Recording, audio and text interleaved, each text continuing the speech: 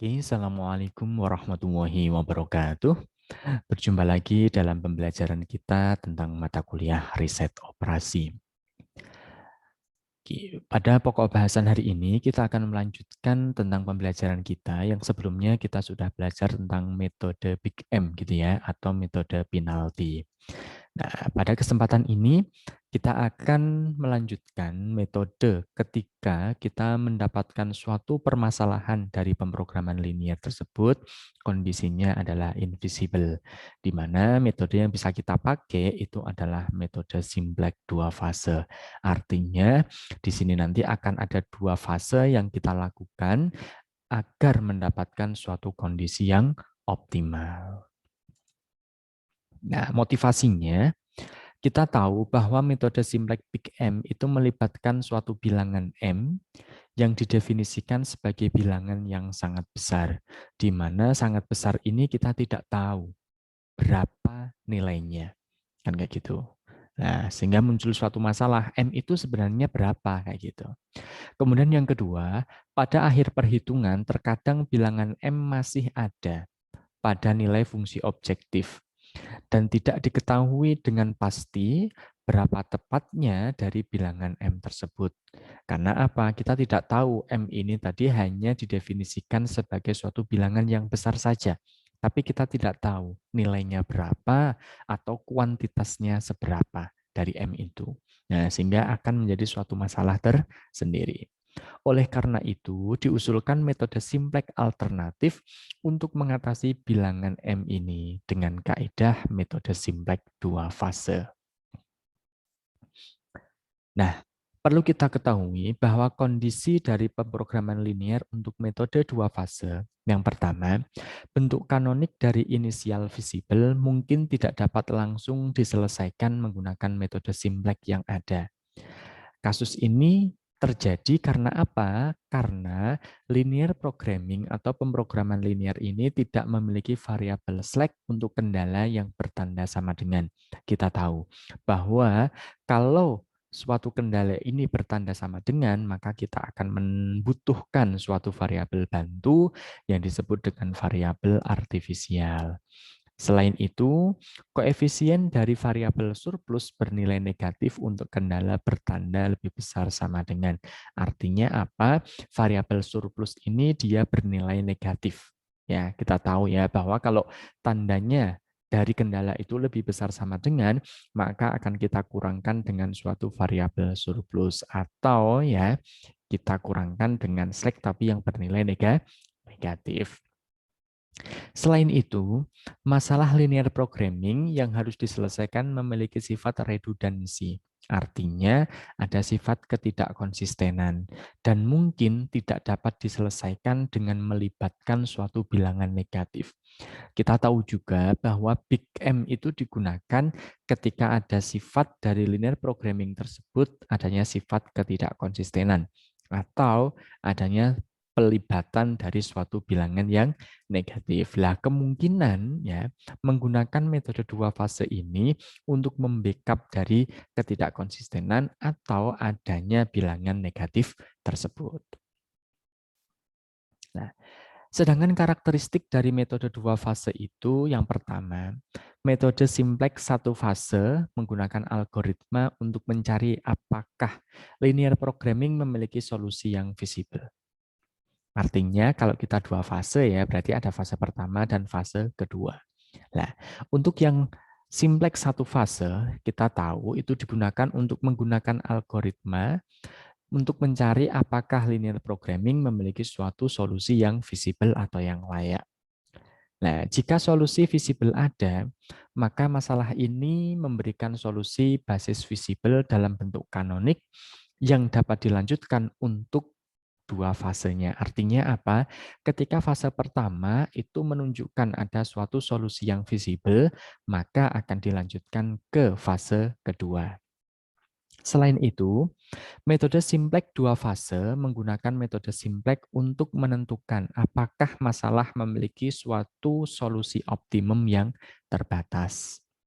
Jika solusi optimum yang terbatas ini ada, maka solusi visible basis yang ditemukan adalah solusi yang optimal. Artinya, ketika solusi optimum ini ada, pasti ya akan ditemukan solusi visible basis yang menunjukkan atau meranah atau menuju ke solusi yang optimal.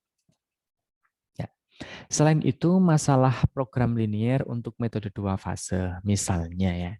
Masalah yang akan diselesaikan adalah mencari nilai non negatif dari variabel X1, X2, hingga X3 yang memenuhi sistem persamaan berikut. Artinya di sini kita tidak tahu ya berapa banyaknya variabel yang ada. Kan gitu ya.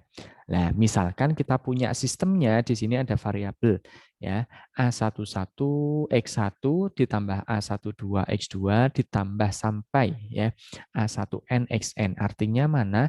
Variabelnya sampai ke XN, di mana sama dengan B1. Artinya B1 ini adalah ruas kanannya. Begitu juga ada A21 X1 plus A22 X2 hingga A2NXN sama dengan B2. Sampai ada AM1X1 ditambah AM2X2 sampai AMNXN sama dengan BM. Nah, misalkan ini kita anggap sebagai suatu sistem persamaan yang pertama gitu ya, maka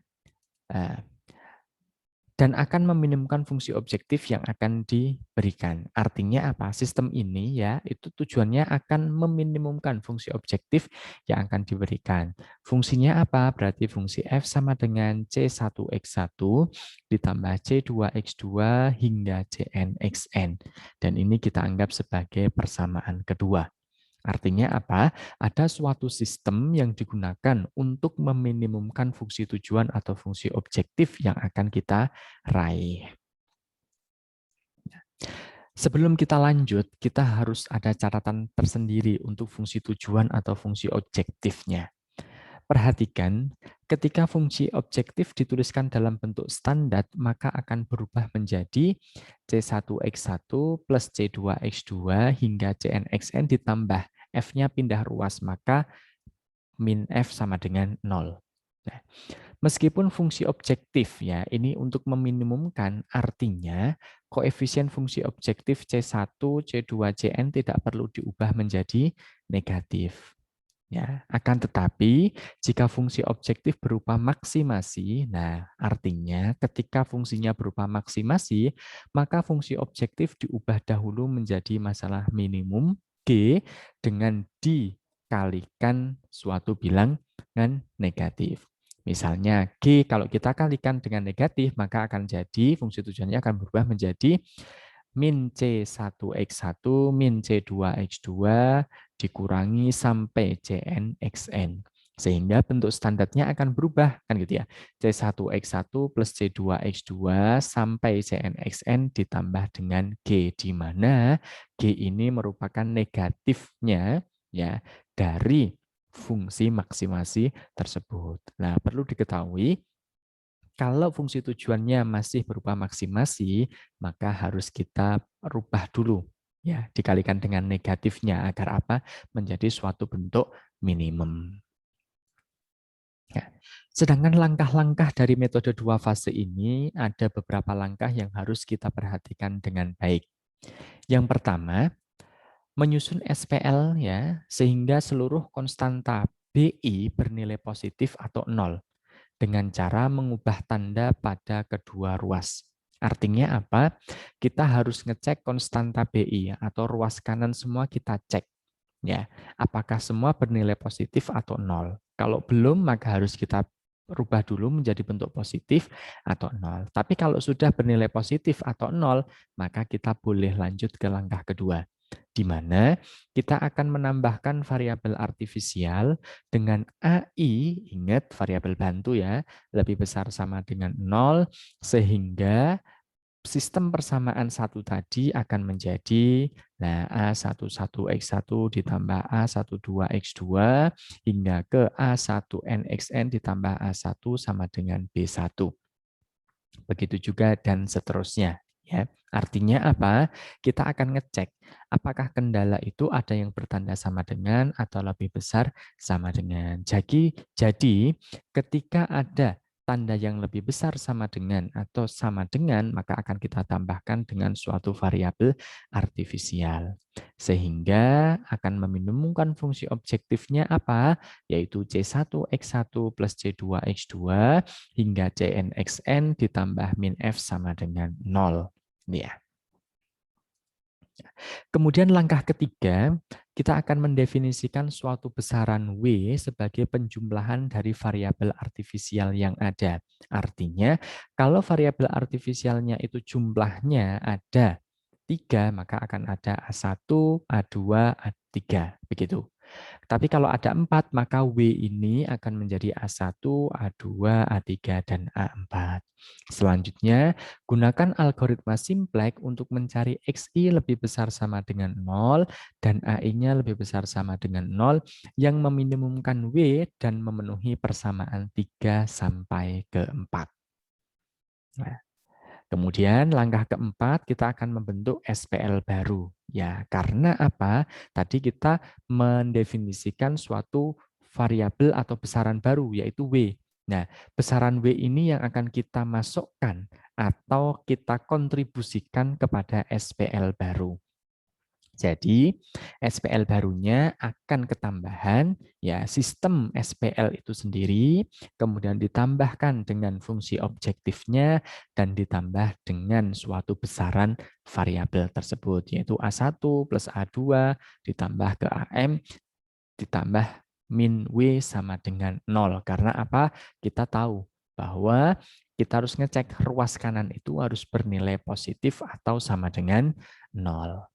Nah, setelah kita memiliki SPL baru, ya, kita harus perhatikan bahwa pada persamaan 5 sampai 10 itu belum bentuk kanonik. Dan kita tahu, kalau misalkan belum dalam bentuk kanonik ya, kita akan susah sekali atau kita akan mengalami keribetan untuk mendapatkan suatu solusi yang visible. Sehingga untuk dapat diselesaikan harus diubah dahulu dalam bentuk kanonik dengan variabel basisnya siapa? Berarti A1, A2, A3, dan seterusnya sama min F sama min W. Ini sebagai variabel basis. Sedangkan non basisnya siapa? X1, X2, X3, dan seterusnya. Kemudian langkah yang kelima, kita akan mengubah SPL 5-10 menjadi bentuk kanonik dengan cara menambahkan satu persamaan baru. Berarti kita akan mendefinisikan persamaan baru yang dibentuk dari mengurangkan persamaan terakhir dari 10 dengan menjumlahkan M persamaan pertama dari SPL 5 ditambah 6 ditambah 7 ditambah 8. Ya, berarti apa? Dari persamaan 5, 6, 7, 8, jadinya ada siapa? Sigma I dari 1 hingga ke M, A I1X1 ditambah sigma I1 hingga ke M, AI2X2 sampai ya sigma dari I1 hingga ke M AI N XN ditambah sigma I sama dengan 1 sampai ke M AI sama dengan ruas kanannya sigma dari siapa I mulai 1 hingga ke M BI. Jadi nanti akan kita tambahkan semua persamaan yang ada. Untuk apa kita tambahkan ke persamaan baru agar apa menjadi bentuk kanonik. Nah, jadi akan diperoleh persamaan hasil dari operasi 10-11 sebagai berikut. Artinya apa? Negatif dari sigma I1M A I1X1 ya sampai dikurangi terus hingga sigma I dari 1M AI sama dengan negatif sigma dari I sama dengan 1MBI.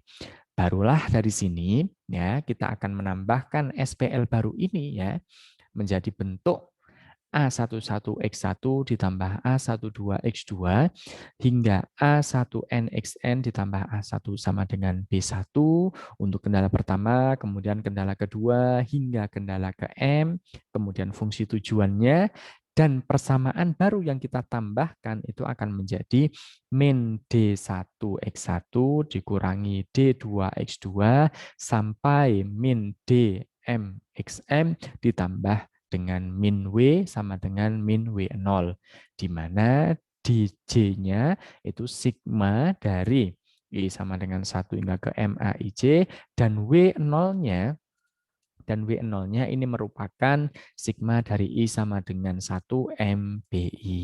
Nah, dari sini akan mudah kita mendapatkan bentuk kanoniknya. Karena dengan bentuk kanonik kita akan bisa mendapatkan suatu solusi yang visible.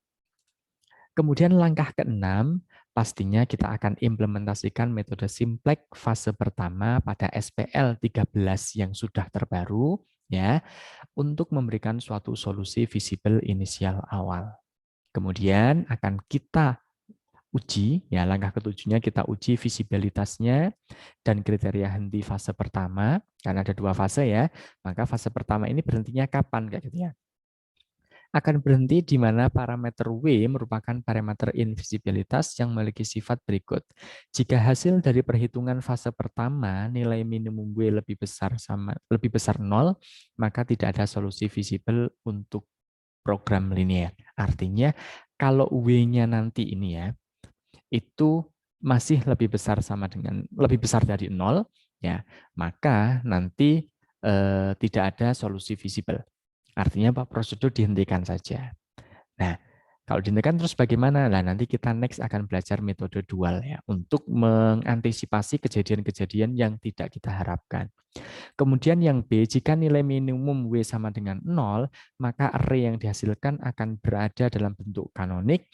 Dengan demikian dapat dilanjutkan ke fase 2, di mana kita akan mengeliminasi persamaan W dari array, juga kolom-kolom yang bersesuaian dengan variabel artifisial A1, A2, A3 hingga ke AM. Barulah yang ke-8 kita akan melanjutkan ke fase 2, di mana fase 2 ini sebenarnya kita menerapkan metode simplex seperti pada materi sebelumnya. Berarti kita akan berjalan seperti metode simplex sebelumnya. Nah, sebenarnya fase pertama itu untuk untuk mereduksi agar permasalahan itu menjadi bentuk simplex biasa seperti itu. Barulah ketika kita mendapatkan bentuk simplex seperti biasa, kita akan melanjutkan ke langkah fase 2. Fase 2 ini kita lakukan dengan menerapkan metode simplex seperti yang sudah kita pelajari. Nah, jika terdapat suatu solusi yang terbatas, maka solusi inilah merupakan solusi yang meminimumkan nilai objektif dari fungsi f itu. Selanjutnya, prosedur dapat dihentikan dengan syarat nilai koefisien dari JJ berupa positif atau 0. Dan kita tahu ya, bahwa suatu metode simplex itu akan berhenti ketika apa? Pada baris dari F atau baris fungsi objektif itu semuanya sudah bernilai positif atau lebih besar sama dengan 0. Barulah kondisi dihentikan dan kita mendapatkan nilai yang optimal. Oke, terima kasih. Itulah pengantar kita untuk belajar tentang metode 2 fase. Semoga bermanfaat. Kita next akan melihat bagaimana implementasi dari metode 2 fase tersebut. Terima kasih. Wassalamualaikum warahmatullahi wabarakatuh.